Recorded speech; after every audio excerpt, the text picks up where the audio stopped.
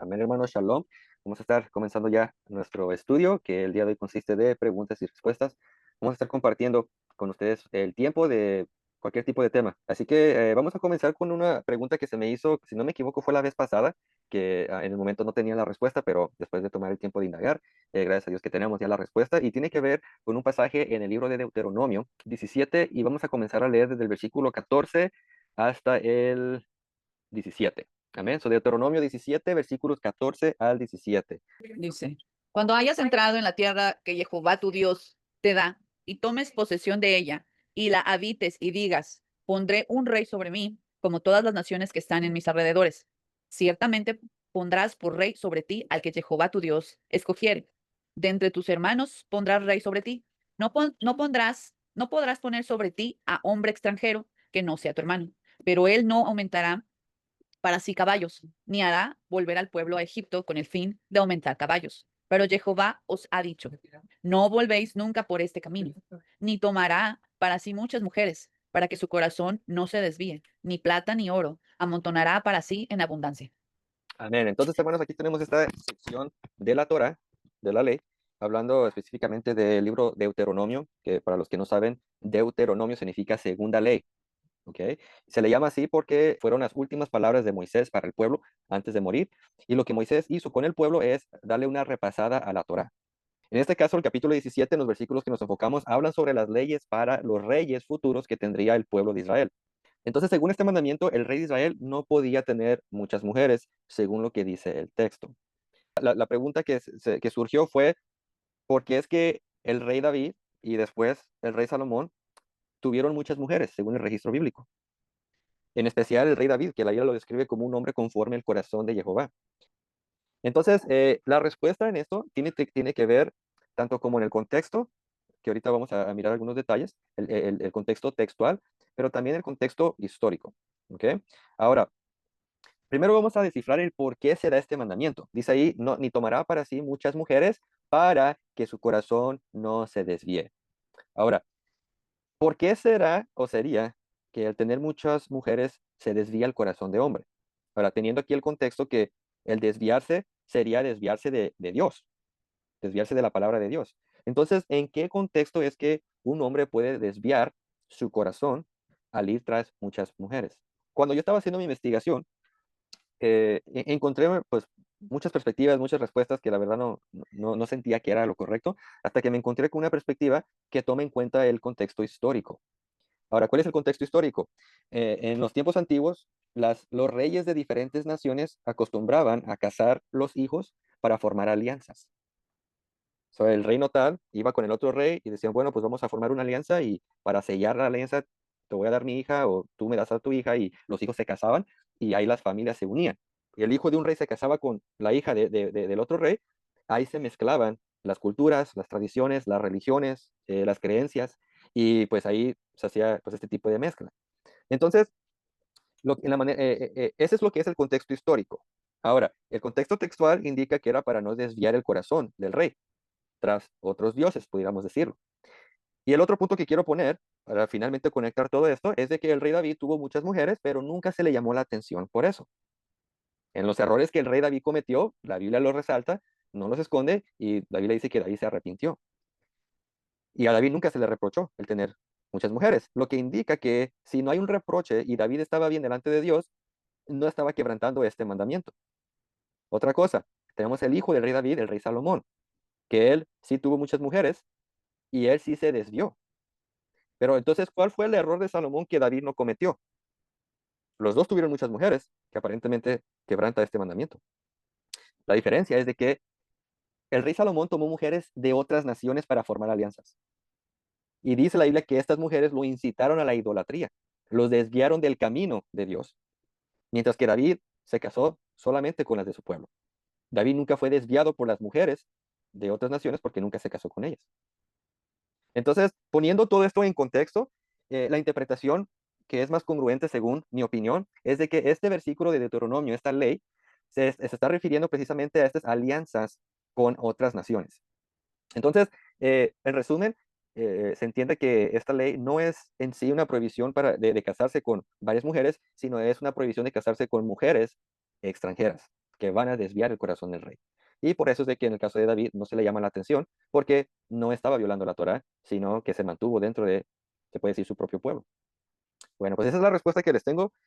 Como le digo, espero que les haya sido de bendición. Y si no, pues ustedes hagan su investigación y me cuentan qué es lo que pueden encontrar. Amén. Ahora sí, hermanos, sin perder más tiempo, ahora sí denme sus preguntas y trataremos de responderlas según la palabra de Dios. Adelante.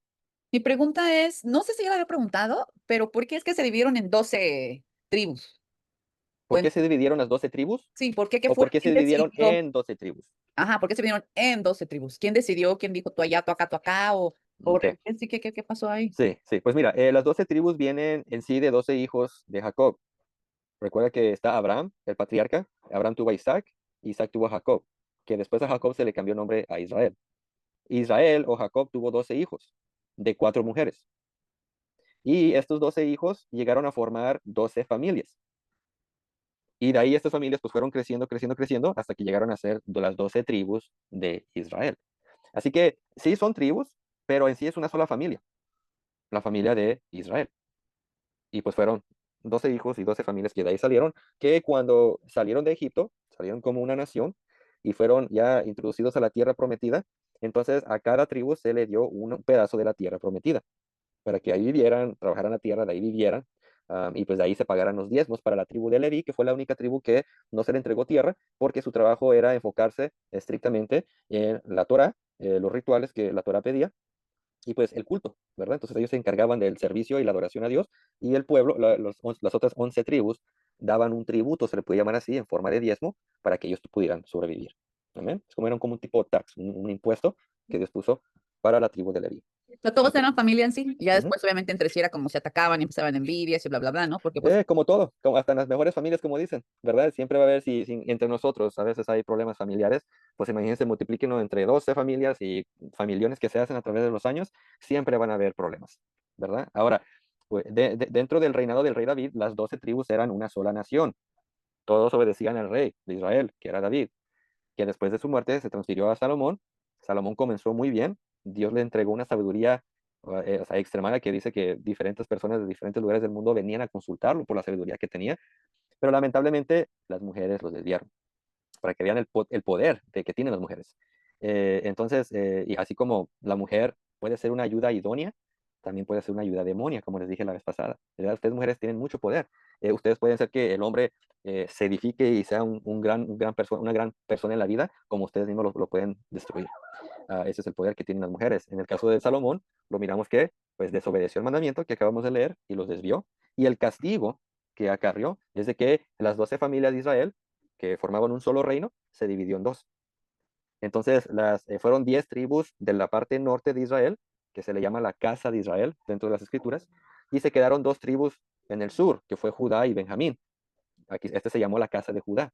So, estaba el reino de Israel, y que tenía su rey, el reino de Judá, que tenía su rey, y pues ahí a veces tenían guerras, a veces eran aliados, y pues se perdieron, ¿verdad? La Biblia dice que el reino del norte, la casa de Israel, fue conquistado por Asiria, si no me equivoco, y lo sacaron de la tierra.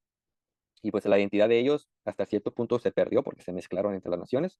Pero el reino del sur, a pesar que también fue exiliado al reino babilónico por medio del rey Nabucodonosor, ellos mantuvieron su identidad, y cuando se les permitió regresar, entonces ellos continuaron como judíos en la región de Judea. Entonces esa es la historia de las 12 familias o tribus de la casa de Israel. Amén. Muy bien, excelente pregunta. ¿Alguien más tiene una pregunta? Buenas tardes. Yo tengo una. Es sobre sobre la parábola del rico y el Lázaro. Mm, ok. Si es literal, porque en el cristianismo se cree que es literal, de que pues las personas cuando mueren están en el infierno sufriendo y las que digamos que anduvieron rectamente pues están en el seno de Abraham. Amén, hermana. Mire, precisamente en la próxima serie que vamos a comenzar vamos a estar hablando sobre ese tema. Así que la respuesta no se la voy a dar ahorita, sino que se la voy a dar en un futuro muy cercano. Pero lo único que sí le voy a decir es de que esa historia está dentro de una serie de parábolas que Cristo enseñó. Ahora, recuerden que las parábolas no son literal, son simbólicas. O sea, el propósito de una parábola es enseñar una verdad espiritual utilizando cosas que nosotros entendemos, nos podemos relacionar. Entonces, en el caso por eso se le llama la parábola del rico y Lázaro, en mi opinión, y lo voy a demostrar, es de que no debemos tomarlo literalmente, porque, como les comenté, es parábola, sino que más bien debemos enfocarnos en cuál es la enseñanza o la verdad espiritual que Cristo quiso transmitir a través de esta parábola. Entonces, es quitar el enfoque en lo literal, porque es parábola, y poner el enfoque en lo simbólico, y entonces preguntarnos qué significa esta parábola. Entonces, vamos a estar hablando de eso muy pronto, hermana. Así que, gracias por la pregunta, pero no nos vamos a adelantar. Amén. Dice, ¿cuál es la definición de la palabra idólatra y lo que significa? Idólatra, si no me equivoco, viene de una palabra latina que se llama latría, o disculpen, griega, que es latría, que significa dar culto o reverencia a algo. ¿Ok? Entonces, lo que es latría, dentro de lo que la Biblia enseña, es algo que solamente se le debe dar a Dios, porque Él es el único Dios verdadero, según el concepto hebraico que presenta las Escrituras. Aunque hay muchos dioses falsos, ¿verdad? Para nosotros, dice Pablo, solamente hay un Dios, el Padre. Entonces, la idolatría es prácticamente ofrecerle lo que le corresponde al único Dios verdadero a alguien más o a otra cosa. Entonces, por ejemplo, hablando de los 10 mandamientos, es bien interesante que cuando comenzamos a leer la lista de los 10 mandamientos, precisamente Dios comienza con con la advertencia contra la idolatría. Y se los voy a leer. Éxodo 20 dice, versículo 1, y habló Dios todas estas palabras diciendo, yo soy Jehová tu Dios que te saqué de la tierra de Egipto, de casa de servidumbre, no tendrás dioses ajenos delante de mí. ¿Ok? Entonces, el primer mandamiento con el que todos debemos comenzar es esto. Reconocer que el único Dios verdadero es el creador del cielo y de la tierra, y la Biblia lo presenta con el nombre de Jehová en el hebreo. Entonces, por esta razón es de que nuestro culto, nuestra adoración, nuestra reverencia debe ser dirigida a este Dios verdadero, a Jehová. Y una de las maneras que se puede manifestar eso es en la prioridad. Cuando hablamos de prioridades, ¿qué es lo que tengo como número uno en mi corazón? Recuerden que el corazón es muy, muy importante. La escritura dice que del corazón mana la vida, o sea, del corazón sale lo que somos y cómo actuamos. Y es por eso que en la palabra de Dios muchas veces Dios dice, dame tu corazón. ¿Por qué? Porque Dios conoce y sabe que lo que controla el corazón controlará la vida de la persona. Si una persona tiene lujuria en su corazón, va a controlar la vida de tal persona y lo va a llevar a la pornea, que ya hablamos el estudio pasado, que es la inmoralidad sexual. Y eso se convierte en idolatría, ¿verdad? Muchas veces, no sé si ustedes han escuchado, que dicen que son adictos al sexo. E incluso han creado grupos como los de Alcohólicos Anónimos, que es para estas personas que los gobierna la pornea. Entonces, ese es un síntoma de que en su corazón lo número uno es la lascivia. Y por eso se manifiesta en la manera que viven. Otras personas tienen en su corazón como número uno el dinero y se manifiesta como la codicia o la avaricia. La avaricia es querer tener más de lo que ya tenemos. Codicia es querer tener algo que no tenemos. Entonces, aquellas personas que aman el dinero, como ya estudiamos también en otra clase, que el dinero no es un problema, sino es el amor al dinero. Cuando el dinero se convierte en un ídolo en nuestras vidas, que se convierte en el problema. Entonces, todo lo que toma número uno en mi corazón, eso es idolatría. Ahora, si yo tengo a Dios como número uno, entonces estoy en lo correcto, porque es lo que Dios me pide. ¿Y cómo yo sé si Dios está en número uno? Por cómo yo vivo. O tengo a Dios como número uno, o no lo tengo como número uno. Si lo tengo como número uno, se va a manifestar a través de la obediencia a su palabra. Si soy desobediente a la palabra de Dios, entonces automáticamente estoy poniendo a algo más o a alguien más como número uno, y eso es idolatría. Incluso nuestros hijos pueden llegar a ser mi idolatría. Mi cónyuge, mi novia, mi novio, mi esposa, mi esposo, puede llegar a ser idolatría si los pongo sobre encima de Dios. Entonces espero que haya quedado clara la respuesta. ¿Alguien más tiene una pregunta? Jaime me preguntó la otra vez también de por qué se le llama, por qué nosotros le decimos Yeshua a Jesús. Y dice que ha escuchado también que a Dios se le dice Adonai, pero no sabe por qué. Excelente pregunta, Ujú. sí. Entonces, primero lo de Yeshua. ¿Por qué lo llamamos Yeshua? Conocemos a Cristo bajo su nombre, voy a decir su nombre gentilizado, o sea, gentil, porque Jesús en sí es un nombre español, ¿ok? Ahora, su origen no es español, porque sabemos que Jesús no nació en España, ni habló español. Jesús fue un hombre judío hebreo, y el lenguaje que hablaban ellos en el primer siglo era el hebreo. Entonces, Yeshua teniendo un trasfondo judío hebreo, se le hubiera puesto un nombre judío hebreo. Entonces, cuando el ángel Gabriel se le presenta a María, que en sí no se llamaba María, se llamaba Miriam, ese es su nombre original, Miriam. Cuando se le presentó y le dijo, tendrás un hijo y le pondrás su nombre Jesús, el ángel Gabriel no estaba hablando español. Es imposible que se le hubiera dado el nombre Jesús porque no existía. Entonces, ¿qué nombre se le dio? Su nombre hebreo es Yeshua. Y dice el versículo, porque él salvará a su pueblo de su pecado. Entonces se le puso Yeshua específicamente por la misión que él iba a cumplir, de salvar a su pueblo de su pecado. Ahora, ¿cómo confirmamos esto? El nombre Yeshua en su forma original es Yehoshua y la forma Yehoshua es o significa Jehová salva. Entonces Yehoshua, Jehová salva, es el nombre que se le dio al Mesías, que para el primer siglo el nombre Yehoshua se redujo, se abrevió a Yeshua, pero es el mismo nombre, el mismo significado. Entonces, el motivo por el cual se le puso Yeshua es porque a través de Yeshua, Jehová iba a manifestar su salvación. Y ahí encontramos esta hermosa relación entre el nombre del Mesías y la misión del Mesías que vino para salvar a su pueblo de su pecado. Ahora, Yeshua, cuando se tradujo o se llevó al griego, hay un problema porque en el griego no existe la Y o la Y. Lo más cercano es la I. Y el otro problema es de que el sonido sh, en el hebreo, que es la letra shin, no existe en griego. Entonces la shin, lo más cercano en el griego es la S. So, Yeshua se convirtió en Jesús. Y de Jesús se llevó al latín y de latín al español. Y lo interesante es de que el nombre Jesús con la J en español es un nombre muy reciente, tiene escasamente 400 años. Porque en el español original, en el arcaico, no existía la J. Yo les he demostrado a ustedes la Biblia del Oso, que es la Biblia, la primera traducción completa de la Biblia al español. En esta Biblia del Oso se hizo en 1569. Y cuando ustedes leen esta Biblia, el nombre Jesús con J no existe, porque para ese entonces la J no se había introducido al lenguaje español, era la I. Jesús, dice en español. Después, cuando la J se introdujo, entonces cambió de I a J y tenemos ahora modernamente el nombre Jesús. Entonces, ¿hay algún problema con usar Jesús y Jesús? No, no hay ningún problema, porque estamos hablando de la misma persona. Ahora, nosotros, por respeto, por honor, es que le llamamos Yeshua.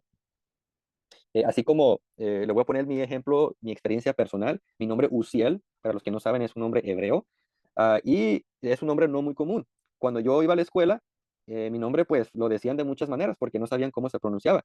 Pero algo que me llama la atención es de que los maestros, cuando comenzaba el año, era un maestro nuevo o maestra que no me conocía, ellos se esforzaban por pronunciar mi nombre correctamente y me preguntaban, ¿cómo se pronuncia? O lo pronunciaban y me preguntaban, ¿lo estoy pronunciando correctamente? Ahora, ¿por qué ellos me preguntaban sobre la correcta pronunciación de mi nombre? Porque como ser humano, pues hay cierto respeto y honor que se le demuestra a una persona a través de la correcta pronunciación del nombre. Entonces, mi conclusión es que si por los seres humanos nos esforzamos por llamarles por su pronunciación original o correcta, ¿cuánto más a nuestro Salvador? ¿Cuánto más al Hijo de Dios? Si lo hacemos, si lo hacen por una persona como yo, común y corriente, ¿por qué no al Salvador del mundo, al Rey de Reyes y Señor de Señores? Ahora, si yo soy ignorante en el sentido de que no conozco a Yeshua por su nombre original solamente por Jesús, pues entonces está bien, o sea, no hay ningún problema, es lo mejor que la persona sabe y ¿saben qué? No es un pecado, simplemente les falta conocer más información. Entonces, ahora que ya sabemos y tenemos más información, yo en lo personal he decidido, y yo no forzo a nadie, si ustedes quieren llamarlo Jesús, perfecto, pero en mi caso, pues por honor lo llamo Jesús, y por eso cuando yo les enseño la palabra, digo Jesús o digo Yeshua, pero Yeshua en la mayoría de los casos, porque ya estoy acostumbrado, ¿verdad? Llamarlo Yeshua por respeto y por honor a aquel que entregó su vida por mi pecado. Entonces, por eso es que yo lo llamo Yeshua. Ahora, eso es por el lado de Cristo, ¿verdad? Ahora, la otra parte era la palabra Adonai, que se usa comúnmente para Dios. La palabra o el nombre Adonai es de origen hebreo.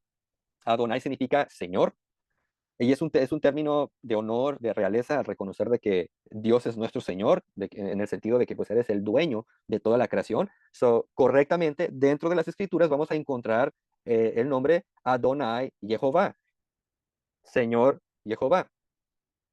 Ahora, para muchas personas que vienen de un contexto judío, donde dentro del judaísmo actual se les prohíbe pronunciar el nombre de Dios, algo que jamás es prohibido en la Biblia, que es netamente y puramente tradición de hombre, son mandamientos de hombres, el prohibir la pronunciación del nombre de Dios. Dentro de esta tradición, que ellos no pronuncian el nombre de Dios, reemplazan cuando ellos leen las escrituras, reemplazan el nombre Jehová con el título Adonai. So, en vez de decir Jehová, ellos van a decir Adonai. O también, más modernamente, le llaman Hashem. Hashem significa el nombre. Entonces, a veces dicen Adonai Hashem o Hashem para referirse a Dios. Ahora, les repito, esto es por tradición de origen humano. La Biblia no enseña eso. Ahora, ¿le podemos llamar Adonai? Claro. ¿Queremos llamarle Hashem? Está bien. Pero siempre reconociendo que ese no es el nombre de Dios. Son títulos de Dios. El nombre que se encuentra en las Escrituras, desde Génesis hasta Malaquías, es que el nombre de Dios es Jehová, que ya latinizado o gentilizado lo conocemos como Jehová. Una vez más entendiendo que la J no existía, entonces en esta primera traducción de la Biblia española, de la Biblia del Oso, de 1569, no aparece el nombre como Jehová con J, aparece Jehová con la I, porque se reconoce pues que no existía la J y que la I es la que se usa para la Y en el hebreo. ¿Ok? So, Jehová o Jehová es el nombre propio de Dios y los títulos como Adonai, Hashem, incluso Elohim, que es el título traducido como Dios, son simplemente títulos. ¿Amén? Perfecto. Entonces tenemos ahí tenemos Yeshua o Jesús y tenemos Jehová o Jehová con sus títulos Adonai, Hashem, Elohim. ¿Ok? ¿Alguien más? ¿Pregunta, comentario? El rey Salomón ah, dice que recibió un anillo del arcángel Miguel, dice, que le daba como el poder para comandar los demonios. ¿Es cierto eso? Dice que está en The Testament of Solomon. Sí. So, ahí pues tenemos los libros canónicos, que son los libros que tenemos en la Biblia. Ujú. Por ejemplo, en el Antiguo Testamento, lo que es Génesis, Éxodo, Levítico, hasta el profeta Malaquías. Y luego en el Nuevo Testamento tenemos los evangelios, como Marcos, Lucas, Juan. Tenemos las cartas paulinas, las cartas de Pablo, las cartas eclesiásticas, que son como la de Pedro, Juan. Y luego finalmente el libro de Revelación o Apocalipsis. Esos son libros canónicos que se consideran que son los que fueron inspirados por Dios y que pues no contradicen las escrituras previas, sino que forman un conjunto en armonía, demostrando la revelación de Dios, la revelación escrita. Ahora, fuera de este canón bíblico de 66 libros, hay muchos libros adicionales que por la tradición no se consideran inspirados. Por ahí también se les llama los libros apócrifos. ¿Okay? Dentro de este grupo de libros se encuentran una serie de testamentos, que por ejemplo está el testamento de Judá, el testamento de Neftalí, el testamento de Adán y Eva, si no me equivoco, el testamento de Moisés. O sea, son libros extrabíblicos que se hicieron mucho tiempo después que se escribió la Biblia, donde más que nada son historias que contienen personajes bíblicos. O sea, no significa que es verdad, pero también no significa que enteramente son mentiras. O sea, puede ser que algo por tradición se transfirió y pues alguna verdad puede estar ahí, pero igual, no son libros canónicos. Ahora, dentro de estos libros está el Testamento de Salomón, también está otro que se llama la Sabiduría de Salomón, donde se cuenta la historia que Salomón, en su sabiduría que recibió, que también recibió un anillo con un sello, y que este anillo tenía la potestad de controlar demonios. Ahora, esta historia no aparece en la Biblia, solo no la podemos tomar como una verdad 100%. Ahora, la Biblia tampoco no habla en contra de eso, también no podemos desecharlo y decir que es 100% mentira, sino que es simplemente un tema que la Biblia no habla y puede ser que sea verdad o puede ser que no sea verdad. Entonces, ¿qué hacemos en estos casos? En estos casos, lo que se hace es que se compara la información que contienen estos libros apócrifos o externos a la Biblia. Se compara la información que relata con la información que ya está dentro de las escrituras para ver si hay alguna congruencia o si hay algo que contradice. Entonces, si hay algo que contradice, entonces pues lo tomamos como que no es verdad, simplemente es un cuento.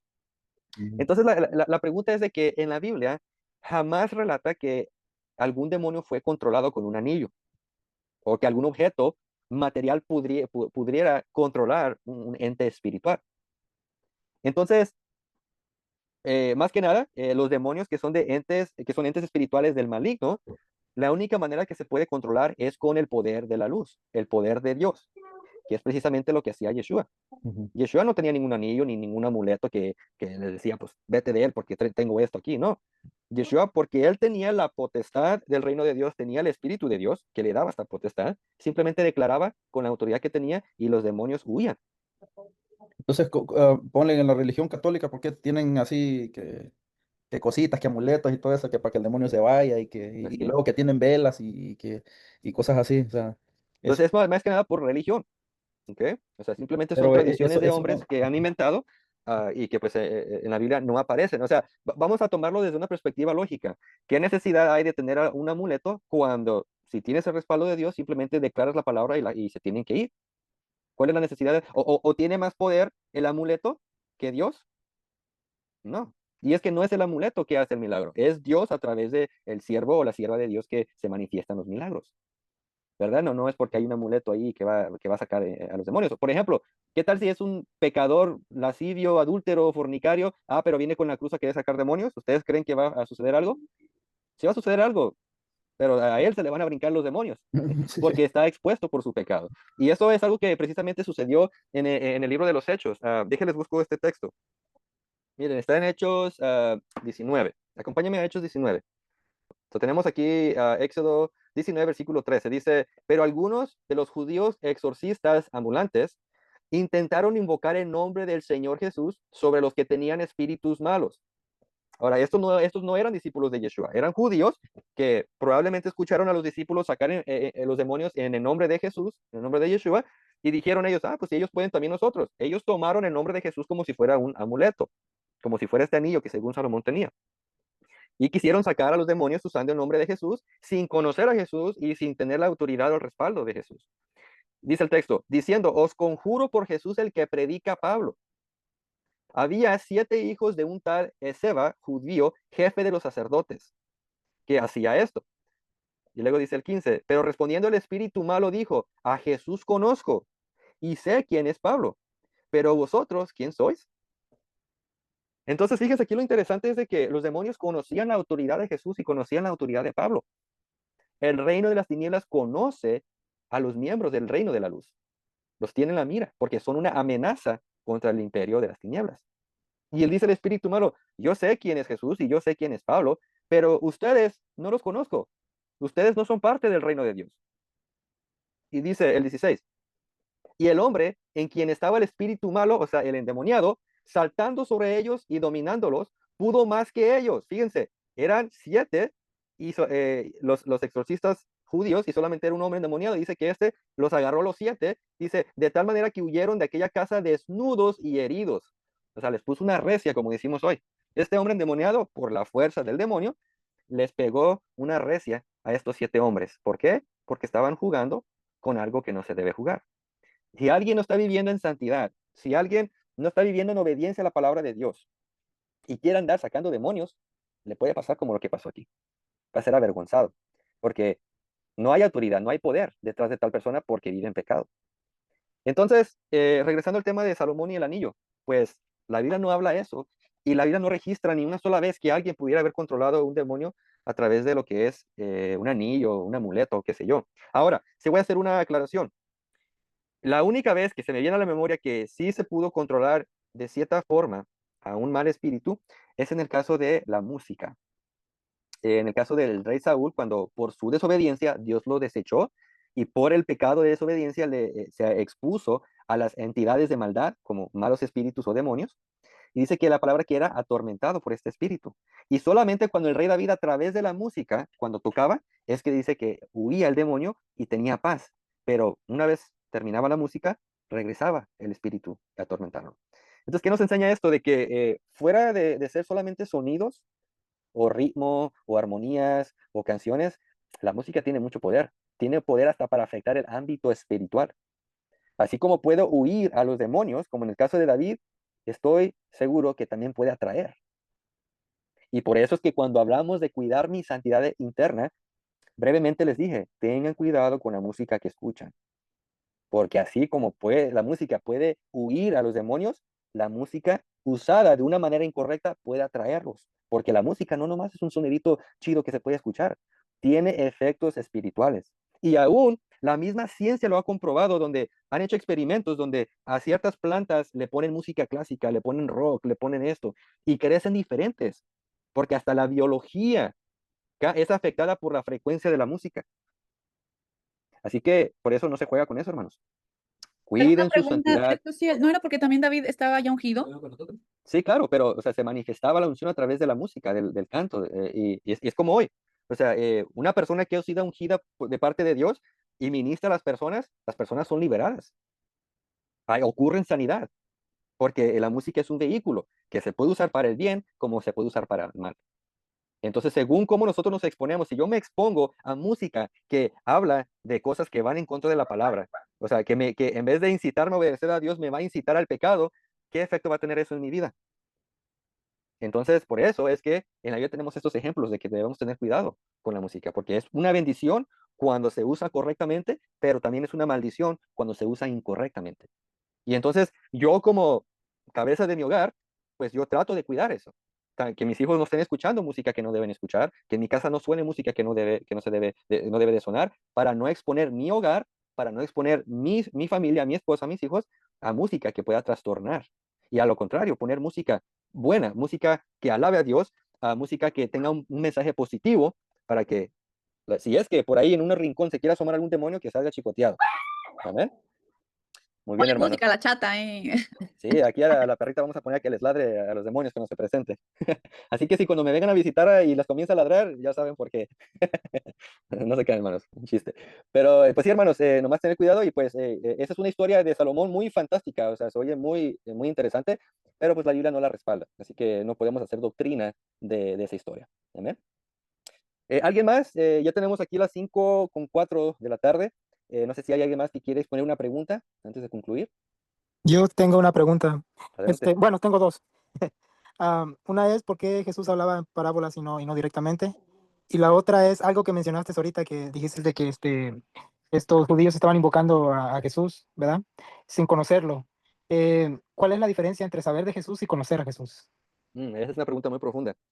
Conocer de Jesús y conocer a Jesús. Eso o sea, es nomás una letra que cambia, pero la diferencia es muy grande. Recordemos que dentro del contexto hebraico, que es el contexto en que la palabra de Dios fue revelada, o sea, hagamos memoria en el hecho de que según el apóstol Pablo, a los judíos se les confió la palabra de Dios. Eso está en Romanos capítulo 3, versículo 1. Entonces, la palabra de Dios fue revelada dentro de este contexto o perspectiva hebrea. Y dentro de este mundo hebreo, la palabra conocer tiene diferentes niveles.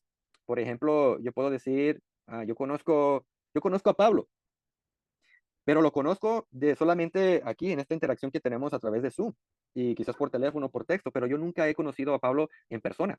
Tengo el deseo de un día muy pronto poderlo hacer, pero no lo conozco en persona. En cambio, puedo hablar aquí de Eric. Él es mi cuñado, a él lo conozco en persona, hemos compartido juntos, solo conozco. Yo pudiera decir que lo conozco un poquito más en profundidad que conozco a Pablo, pero en la manera que yo conozco a mi cuñado es muy diferente a la manera que yo conozco a mi esposa. Ya a mi esposa la conozco de una manera más íntima. Entonces, en la palabra de Dios, la palabra conocer, yada, es la palabra, o sea, se refiere a lo mismo, pero hay diferentes niveles de conocer. Por ejemplo, en Génesis capítulo 4, versículo 1, dice que Adán conoció a su mujer y le nació un hijo que le pusieron Caín. Entonces, la palabra conocer ahí es yada. Pero por el contexto se entiende que este conocimiento fue de una naturaleza íntima, hablando ya de relaciones sexuales, y el producto de esto fue que nació Caín. Entonces, cuando hablamos de conocer, como ya les dije, hay diferentes niveles. Entonces, aplicando esto a Cristo, hay muchas personas que conocen de Jesús porque lo han escuchado. Quizás conocen de Jesús porque lo han leído, quizás leyeron quizás algún pasaje de los evangelios y leyeron que Jesús hizo tal cosa. Bueno, lo leyeron, lo conocen así. Pero cuando la Biblia habla de que tenemos que conocer a Yeshua, es de una manera íntima, de pasar tiempo con Yeshua. Ahora, ¿cómo es que yo puedo pasar tiempo con Yeshua? Obviamente que no lo podemos hacer literalmente porque no está presentemente Yeshua. Tenemos la esperanza que en un tiempo muy cercano llegará y regresará Yeshua y entonces le veremos como Él es y vamos a compartir con Él físicamente. Pero por lo tanto ahorita no podemos. Entonces, ¿cómo es que podemos tener este conocimiento, esta intimidad con Yeshua? A través de la palabra. Yeshua dijo, eh, si me aman, guarden mis mandamientos. ¿Y cuáles son los mandamientos de Yeshua? Los mandamientos de su Padre. Dice los evangelios que no enseñó otra cosa más que la palabra de su Padre. Entonces, una de las maneras que podemos amar a Yeshua y tener esta relación íntima con Él es obedeciendo lo que Él estableció. Es viviendo e imitando el ejemplo que Él nos dejó. Y cuando yo vivo como Yeshua vivió, entonces yo voy a poder hacer las cosas que Yeshua hizo. ¿Y qué fue lo que Yeshua hizo? Milagros. Y dijo Yeshua a sus discípulos, y ustedes harán cosas mayores que yo, porque yo voy al Padre. Entonces, eso significa que nosotros tenemos la habilidad de realizar los milagros que hacía Yeshua, no porque nosotros tenemos la habilidad naturalmente de hacerlo, sino porque el mismo espíritu y el mismo poder que habitaba en Yeshua puede habitar en nosotros cuando nos alineamos a la voluntad de Dios, cuando vivimos en el propósito y la obediencia a la palabra de Dios. Cuando vivimos en justicia, en santidad, el Espíritu de Dios mora y habita en nosotros y eso nos da la capacidad y el poder para realizar los milagros que hizo Yeshua. Por eso el apóstol Pablo dijo, ah, no practiquen la fornicación porque su cuerpo es templo y morada del Espíritu Santo. En nosotros mora el Espíritu de Dios y eso nos da la habilidad para efectuar los milagros. Entonces, esa es la diferencia de conocer de Jesús, o sea, que yo he escuchado a alguien o he leído algo, pues sí, fue un hombre que vivió hace 2000 años, y otra cosa es conocer a Jesús porque tengo una relación con Él a través de la obediencia, el sometimiento de mi vida a la voluntad de Cristo. Y cuando yo vivo como Cristo vivió, tengo la autoridad de Cristo para hacer los milagros que Él hizo. ¿Cuál era la otra pregunta, Pablo? ¿Por qué hablaba Jesús en parábolas? Perfecto. Bueno, eh, hay una profecía en las Escrituras, creo que es Isaías 6. Ok, Isaías 6, 9 al 10, dijo aquí, bueno, y dijo, anda y di a este pueblo, está hablando, se está dirigiendo al pueblo de Israel, oíd bien y no entendáis, ved por cierto, mas no comprendáis. Engruesa el corazón de este pueblo y graba sus oídos y ciega sus ojos para que no vean con sus ojos, ni oigan con sus oídos, ni su corazón entienda, ni se convierta y haya en él sanidad. Este es un juicio declarado contra Israel a causa de su desobediencia. Que Dios, aunque les iba a tapar los ojos y los oídos, para que mirando no puedan ver y oyendo no puedan entender. Era un juicio. Y es por eso que cuando Cristo viene a la escena y comienza su ministerio de predicar el evangelio, predicar las buenas nuevas del reino de Dios, la élite religiosa espiritual, los maestros de Israel, no entendían el lenguaje de Cristo, porque no tenían su oído afinado. Y una de las maneras que Cristo enseñaba era a través de parábolas. Dice aquí, Mateo 13, 10 en adelante, dice, entonces acercándose los discípulos le dijeron, ¿por qué les hablas en parábolas? Él respondió, les dijo, porque a vosotros o a ustedes se les ha dado a saber los misterios del reino de los cielos, mas a ellos no se les es dado. Porque cualquiera que tiene, se le dará y tendrá más, pero al que no tiene, aún lo que tiene se le será quitado. Por eso les habló en parábolas, porque viendo no ven y oyendo no oyen ni entienden. De manera que se cumple en ellos, ¿qué se cumple? La profecía de Isaías que acabamos de leer. Y aquí está bien. Entonces, era una profecía, era un juicio, y es por eso que les habló en parábolas, para que se cumpliese el juicio de Dios para Israel. Pero aquellos que sí tenían el corazón listos y dispuestos, Dios les extendió la misericordia y les abrió los ojos. Incluso, esto está relatado en Lucas capítulo, creo que es Lucas 24. El contexto de aquí es que iban unos discípulos y se les apareció Cristo, pero velado. O sea, ellos eran discípulos de Cristo, pero cuando se les presentó Cristo, no entendieron que era Cristo. Y dice que les dice Cristo, encubiertamente, les dice a sus discípulos. Entonces Él les dijo, oh insensatos y tardos de corazón para creer lo que los profetas han dicho. ¿No era necesario que el Cristo padeciera estas cosas y que entrara en su gloria? Y comenzó desde Moisés y siguiendo por todos los profetas, les declaraba en todas las escrituras lo que decían. Entonces Cristo les tuvo que enseñar a través de la palabra de Dios lo que Cristo tenía que padecer, porque no entendían. Ahora fíjense aquí lo que el 31. Entonces se les fueron abiertos los ojos y le reconocieron, mas él desapareció de su vista. Entonces no entendían. Tenían los ojos cerrados al entendimiento hasta que Cristo les abrió el entendimiento. Y decían ellos, no ardía nuestro corazón en nosotros mientras nos hablaba en el camino y cuando nos abría las escrituras. Y la cuestión es que no solamente es de leer la palabra de Dios, es lo que aquí se entiende por revelación divina, donde aparte de poder leer la Biblia, Dios nos tiene que revelar, y es lo que estaba aquí señalando. Hay un versículo más que quiero enseñarles. Dice, y les dijo, estas son las palabras que os hablé, estando aún con vosotros, que era necesario que se cumpliese todo lo que está escrito de mí, en la ley de Moisés, en los profetas y en los salmos, entonces les abrió el entendimiento para que comprendiesen las escrituras. Así que, por juicio de Dios, estaban velados. Incluso en otro pasaje de Pablo dice que el pueblo judío tiene un velo, que no pueden ver a Cristo hasta que el velo es quitado.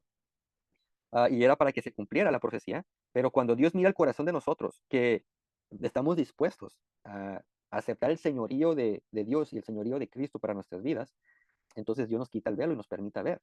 Y aquellos que no quieren nada con Dios, Entonces Dios dice, ok, pues no quieres nada, vas a quedar ciego hasta que tu corazón esté dispuesto. Entonces Dios nos da la revelación. Amén. Así que por eso es que les hablaba en parábolas. Era una profecía que se tenía que cumplir.